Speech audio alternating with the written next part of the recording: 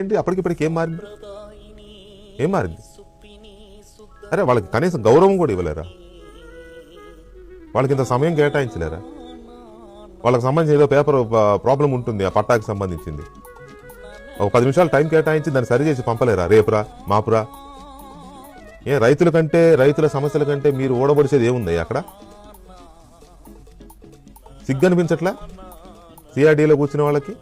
ఎందుకు ఈ రకమైన పరిస్థితి ఉంది? మంత్రి నారాయణ గారు వెళ్తారు 2 నెలలకోసారి, వెళ్ళి అయిపోయింది, ఏడాదిలో అయిపోద్ది, 2 ఏళ్ళు అయిపోయింది, ఇవాళ కూడా వెళ్ళాడు 3 ఏళ్ళు అయిపోద్ది అంటాడు. ఈ 3 ఏళ్ళు అనేది ఆంజనేయ స్వామి పెళ్లి రేపు అన్నట్టుగా ఉంది. ఇదేమి దౌర్భాగ్యం రైతులకి ఇవ్వాల్సిన. మరీ నాకు ఆశ్చర్యం వేసింది ఏంటంటే, రాజధాని కోసం భూములు ఇచ్చిన రైతులకు అసలు భూములే ఇవ్వని రైతుల భూముల్లో పట్టాలు ఇస్తారంట ఆ సర్వే నెంబర్లతో.